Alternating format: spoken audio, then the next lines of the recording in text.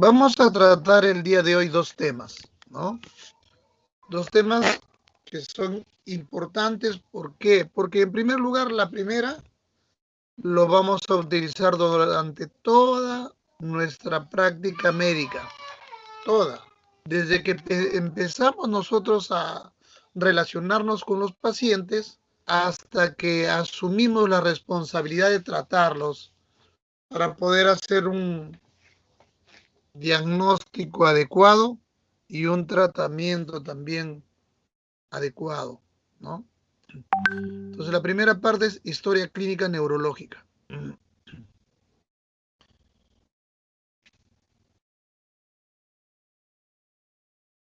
La historia clínica es considerada un instrumento o un documento médico legal. Eso debe quedar siempre en su cabecita, con la finalidad de que los datos que ustedes consignen en ella les ayuden tanto a llegar al diagnóstico como también en el caso de que tuvieran algún tipo de contingencia legal. Entonces es necesario escribir en la historia clínica todo lo concerniente al paciente, a las actividades, acciones, procedimientos y tratamientos que ustedes le dan al paciente, porque de ellos se van a valer para poder defenderse frente a una situación. Y lógicamente todas las acciones que hace un médico deben ser adecuadas y coherentes con la única finalidad de buscar el bienestar del paciente. Entonces hay que consignar todo de forma escrita, ¿no? Muy bien. Actualmente se está tendiendo o se está haciendo historias clínicas digitales. Entonces, cada institución crea formatos para poderlos llenar de acuerdo a las características que cumplen determinadas poblaciones, ¿no? Entonces, crean sus formatos y eso se está haciendo en computadoras. A la larga, la historia clínica ya no va a ser en papel, sino va a ser también virtual, ¿no? Historias clínicas, ustedes conocen que hay en diferentes formas de acuerdo a cómo se utilice. Por ejemplo, hay formatos en emergencia, en consultorio externo, en hospitalización. Habíamos conversado anteriormente que la historia clínica más completa es aquella que realizamos cuando hospitalizamos un paciente, ¿no? Porque ella tiene muchos más ítems que llenar y es mucho más completa. Recuerden ustedes que nosotros nos regimos por una ley general de salud y esa ley general de salud contempla que los pacientes tienen derecho a poder revisar sus historias, tienen derecho a que los pacientes y los familiares tengan acceso a estas historias clínicas. Entonces ellos por medio de una solicitud pueden recabar sus historias clínicas, ¿no? Y no solo las historias clínicas, las escritas, sino también los resultados, los exámenes, las ayudas de diagnóstico radiográfico, radiológico, tomográfico y todo lo que se le pudiera haber hecho al paciente, como un compendio de todo lo que se suscitó y todo lo que se hizo al paciente, con la finalidad de que puedan entender o puedan leer o puedan tener otra opinión, ¿no? Entonces la Ley General de Salud contempla eso, ¿no? Permite el acceso a los familiares y a los pacientes para que puedan obtener sus historias clínicas. Si empezamos a ver las partes de la historia clínica, entonces tenemos una que se llama la filiación. Y en filiación tenemos que identificar al paciente con su nombre, nombre completo, de forma adecuada, corroborado, ¿por qué? Por su DNI, porque indudablemente frente a cualquier problema, entonces ustedes tienen que identificar a ese paciente, se complica y se muere, ustedes tienen que tenerlo identificado a qué tipo de paciente, a qué paciente están tratando, ¿no? Hay a veces oportunidades en las cuales hay suplantaciones o hay errores por homonimia. Entonces, eso tienen que tenerlo bien consignado, la identificación del paciente por su nombre con su documento de identidad. En la historia clínica neurológica, una de las cosas que nosotros tratamos de diferenciar de acuerdo a la edad es la presentación de algunas enfermedades, ¿no? Por ejemplo, las convulsiones. Las convulsiones son frecuentes en determinados grupos etarios, ¿no? En los recién nacidos, por ejemplo, se produce como consecuencia de una hiperbilirubinemia, un problema de calcio o un problema de glucosa. En los niños, estos son más susceptibles de sufrir hipoxia neonatal o infecciones perinatales, que van a producir también convulsiones. En los adultos tenemos causas frecuentes de convulsiones, sobre todo en los adultos jóvenes, ¿no? Como por ejemplo la tuberculosis, la neurotuberculosis o la neurocisticercosis. Muy frecuente en nuestro país, en algunas regiones o en algunos departamentos donde es una enfermedad casi endémica. Y en los ancianos, las causas de las convulsiones generalmente son secundarias a problemas vasculares o procesos expansivos, sean neoplasias benignas o malignas. Es importante también consignar el lugar de nacimiento, ¿no? A nivel mundial se ha visto, por ejemplo, que en las zonas del hemisferio norte, en aquellas zonas frías, se incrementa la prevalencia y la incidencia de esclerosis múltiple, ¿no? También es importante el lugar de procedencia. Probablemente hayamos nacido en algún lugar, pero por cuestiones de trabajo nosotros migramos y comenzamos a vivir en otras partes, sea en la sierra o en la selva, o en otra parte del mundo. Y desde ahí retornamos o asumimos enfermedades endémicas o prevalentes de la zona, ¿no? Por ejemplo, si un ingeniero, por cuestiones de trabajo, es limeño y se va a trabajar a Ancash y Cajamarca, ahí habíamos mencionado que hay bastante neurocisticercosis, ¿no? Y por el consumo podría venir convulsionando ese paciente. Otra cosa que tenemos que tener en cuenta en la historia neurológica es también la ocupación. Recordar que hay enfermedades o hay, perdón, profesiones u oficios que pueden provocar polineuropatías, ¿no? La intoxicación por metales pesados, por ejemplo, ¿no? Sobre todo en aquellos trabajadores que tienen su actividad en los grifos, en las fábricas de pintura o en las fábricas de pilas. También podemos encontrar lumbalgias, sobre todo en los agricultores. Observen ustedes en esta imagen cómo este agricultor tiene que adoptar esa posición para poder extraer sus cultivos. Entonces, esto de alguna manera hace sufrir a la columna y provoca hernias discales. Y cuando son cargadores de peso que trabajan en los muelles, en el puerto o de repente en los mercados, la compresión por radiculopatías en aquellos trabajadores, ¿no? Entonces van a provocar hernia de los discos en los agricultores y radiculopatía en aquellos que levantan peso. El sexo también es importante, porque hay enfermedades que prevalecen en varones o en mujeres. Por ejemplo, en varones tenemos el Parkinson, los ACV son más frecuentes, lo hemos comentado también en la clase, y y el ELA, ¿no? La enfermedad lateral amiotrófica. En las mujeres es más frecuente que éstas sufran de migraña, de esclerosis múltiple o de Alzheimer. Esa es la prevalencia que hay respecto al sexo. Es importante también tener en cuenta la raza y el origen familiar. En la raza negra, por ejemplo, las enfermedades cerebrovasculares son más frecuentes. La hipertensión también es mucho más frecuente, ¿no? En la ascendencia española o italiana, el Parkinson es más frecuente.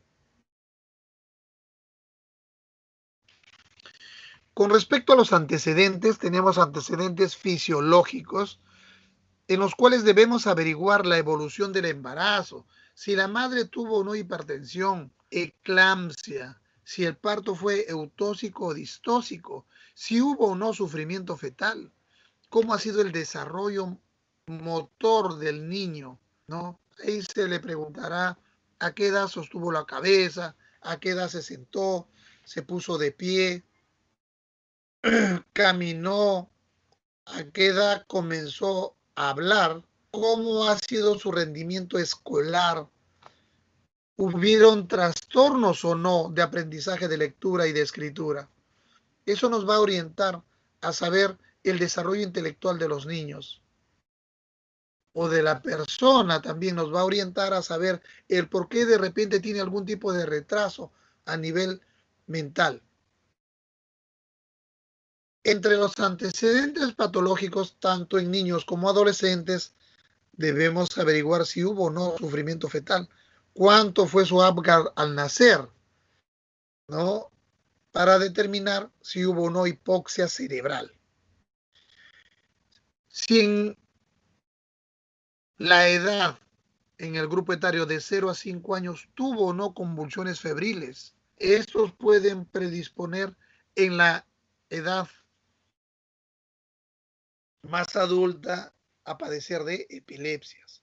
Si hubo en algún momento algún tipo de trastorno encefalocraniano con convulsiones, si sufrió de repente alguna inflamación del sistema nervioso central o tuvo fiebre reumática, infecciones recurrentes de las amígdalas que pueden predisponer a las coreas de Sydenham o a una enfermedad reumática, ¿no?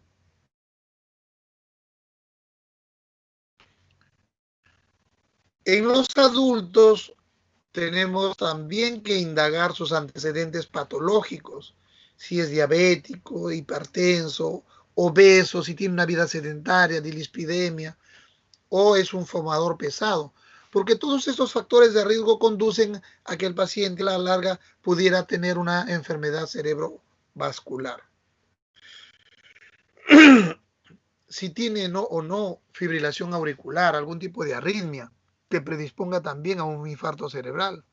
Si el paciente por algún problema, ya sea valvular o discrasia sanguínea, toma anticoagulación o es anticoagulado, esto también favorece, habíamos mencionado, los ACVs hemorrágicos, ¿no? Por otro lado, hay que indagar cómo son sus hábitos nocivos, si es alcohólico o de repente es diabético de larga data. Entonces esto nos va a predisponer a padecer neuropatías. Si hay trastornos paratiroideos, si tiene antecedentes de algún problema de hormona paratiroidea, que nos explique de repente la posibilidad de tetania o haya calcificaciones a nivel cerebral o el paciente no esté equilibrado psiquiátricamente y sufra de alteraciones. Buscar e indagar también si sufre de alguna enfermedad inmunosupresora, como por ejemplo, ¿cuál? El VIH, que puede estar asociadas a infecciones, ¿no? Estas enfermedades cuando se asocian a infecciones producen manifestaciones centrales o periféricas, ¿no? En los adultos también hay que indagar si dentro de su medicación habitual toman algunos fármacos que puedan predisponerlo a tener algún tipo de trastorno neurológico, como por ejemplo, ¿cuáles? El haloperidol, la clorpromacina o la levomepromacina, que van a producir sintomatología parkinsoniana, ¿no? o aquellos que pudieran provocarnos también síntomas nerviosos periféricos, como la nitrofurantoína, la isoniazida o los antirretrovirales. Y recuerdan que habíamos conversado que los temblores pueden ser secundarios a la ingesta o a la toma de algún tipo de medicamentos, como por ejemplo salbutamol, fenoterol o amiodarona.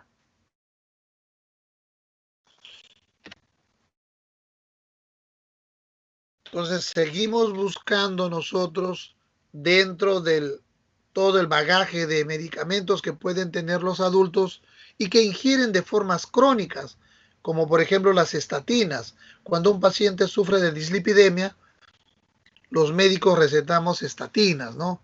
O cuando tiene algún proceso cardiovascular trombótico, también recetamos estatinas. Y esos pueden provocar miopatías, ¿no? La fenitoína en aquellos pacientes que se les da por algún tipo de problema convulsivo pueden provocar ataxia y también pueden provocar hipertrofia gingival, ¿no?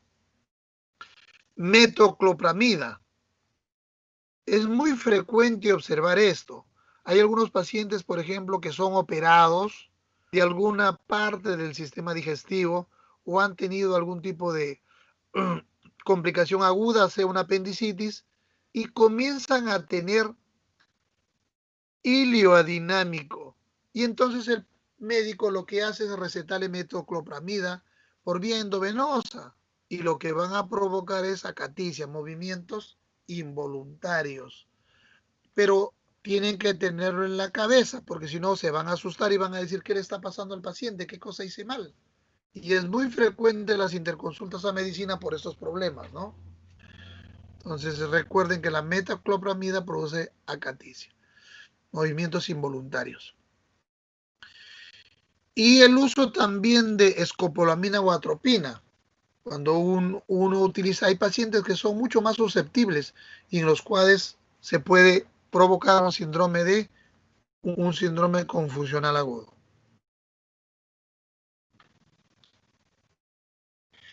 Dentro de los antecedentes generales, habíamos mencionado que hay que averiguar los hábitos nocivos. El alcohol, por ejemplo, en aquellos alcohólicos crónicos se produce el síndrome de Korsakoff. El tabaco, ustedes saben que el tabaco es dañino y va a provocar obstrucciones a nivel de todo el sistema vascular, predisponiendo a las enfermedades cerebrovasculares y también al Parkinson. Las drogas, cuando son pacientes jóvenes que vienen por problemas de desorden cerebrovascular, no se olviden de indagar sobre las drogas, ¿no? Las anfetaminas, la cocaína inhalada, son causas que van a predisponer a desórdenes cerebrovasculares, ¿no? El estreñimiento también. Muchas veces viene a ser un síntoma inicial del Parkinson.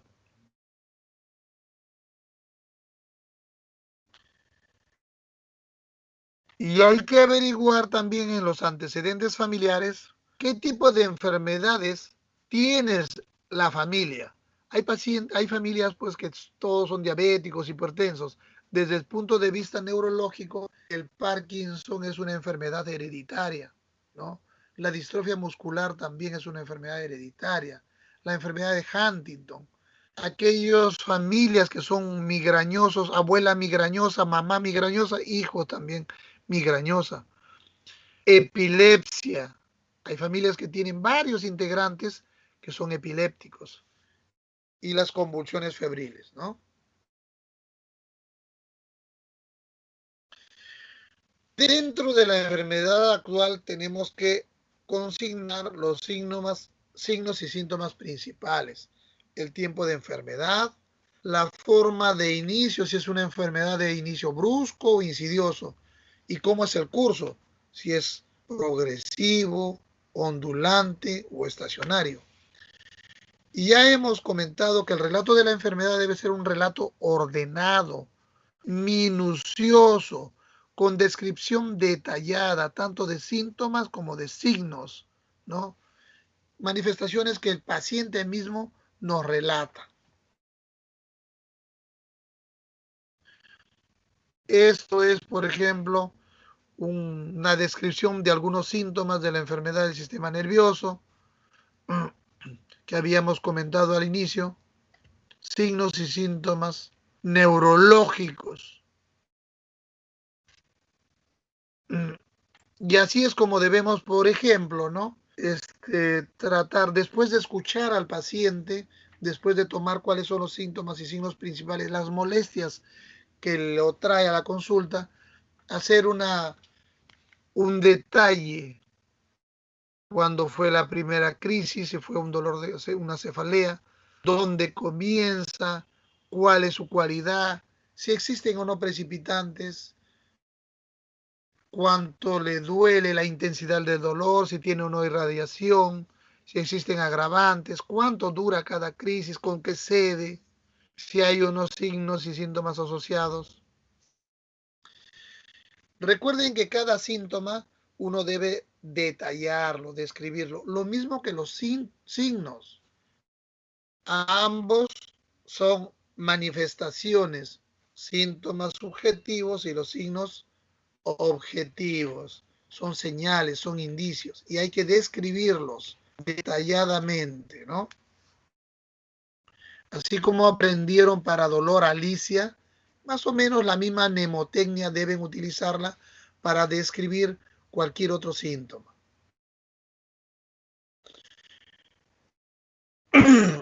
Y en la historia clínica también tenemos que consignar pues el examen clínico, la ectoscopía del paciente, cómo lo vemos, si está o no en regular, en aparente buen estado, regular o mal estado general, su estado de hidratación, su estado de nutrición, si está despierto, colaborador, y ahí ustedes ya comienzan a colocar todo lo que han aprendido en la parte de conciencia, contenido y el examen neurológico, ¿no?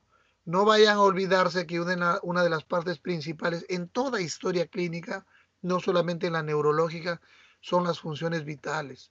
De todo pueden olvidarse ustedes, menos de las funciones vitales. Y de allí viene el examen regional y continuamente terminamos con el examen neurológico. Esto más o menos es el orden en el cual nosotros evaluamos un paciente, que también ya lo conoce. Primero evaluamos el estado de conciencia,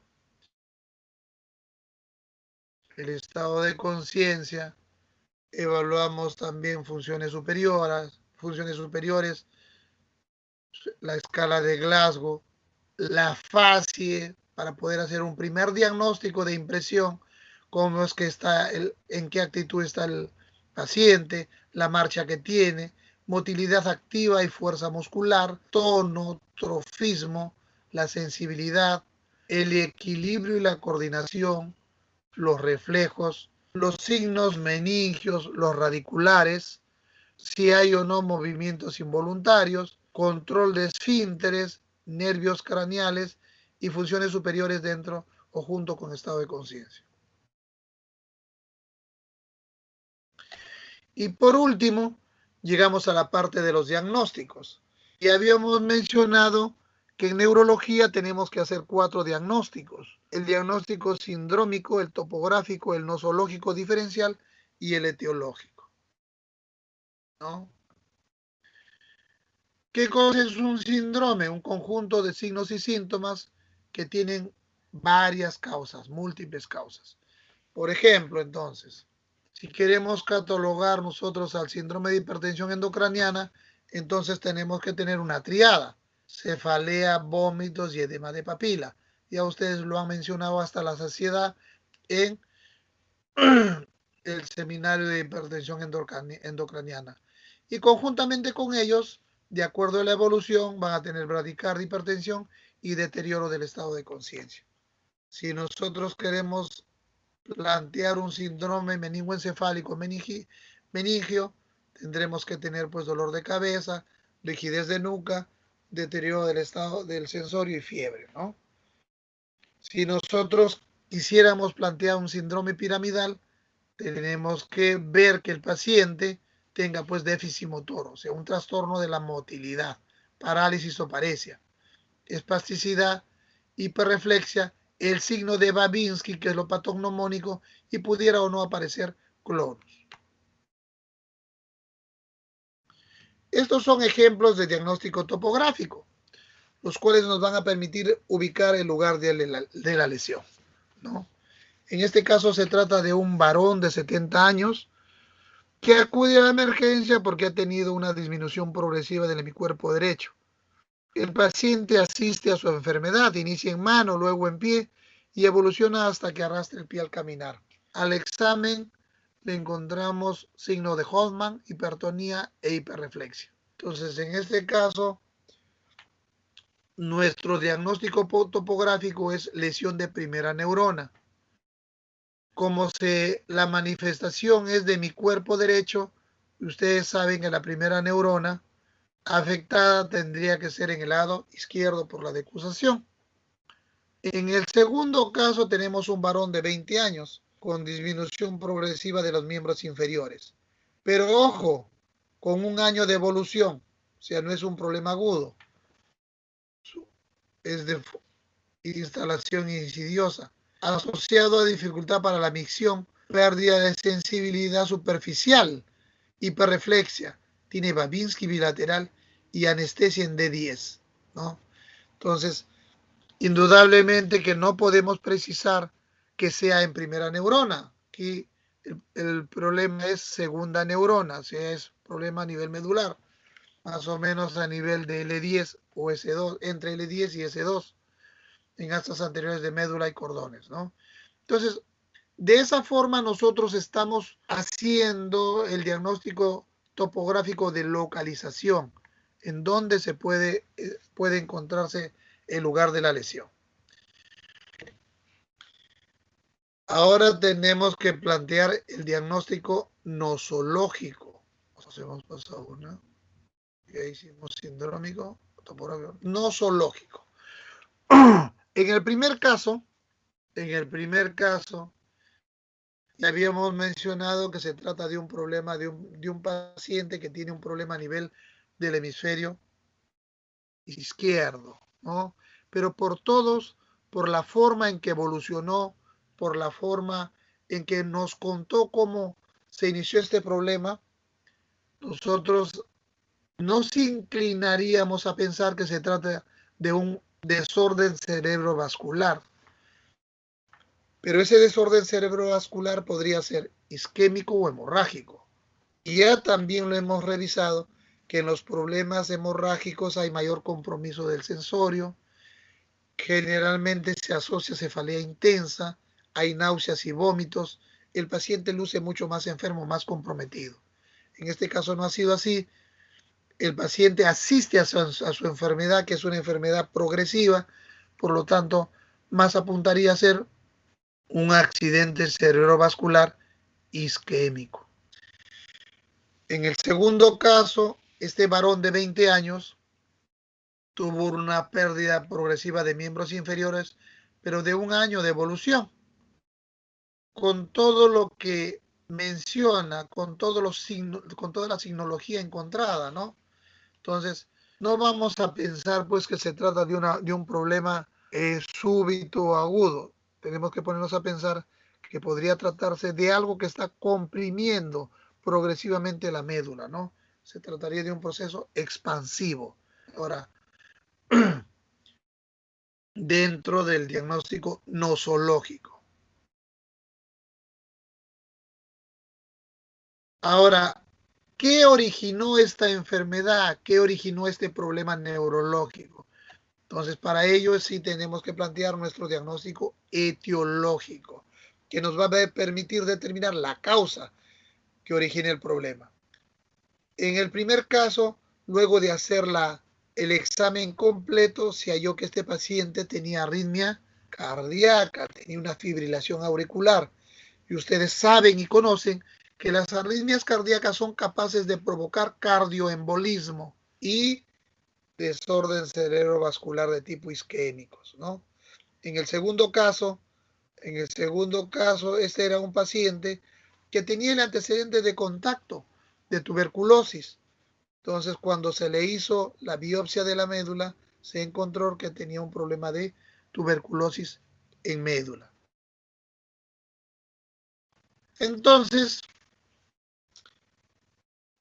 observen ustedes cómo en este paciente o en estos pacientes o en este primer paciente, ¿no?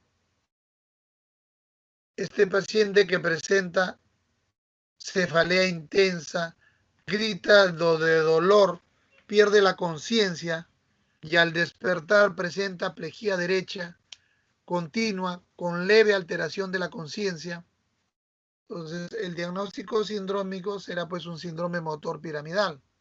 El nosológico sería un ACV hemorrágico.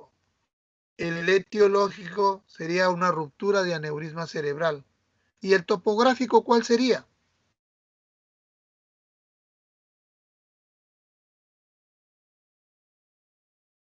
¿Cuál sería el diagnóstico topográfico?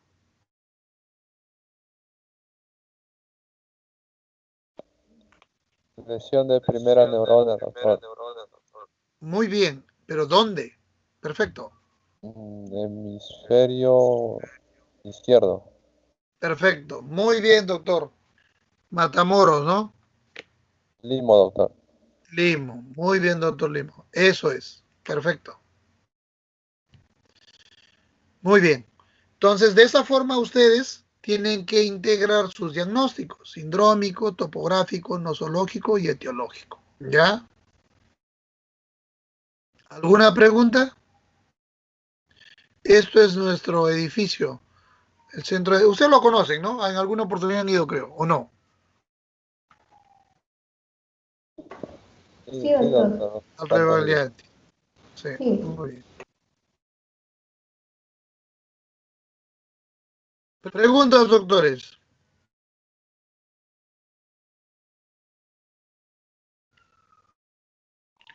Yo creo que en historia clínica ustedes ya han pasado por esta rotación, ¿es la cuarta rotación o la tercera de ustedes?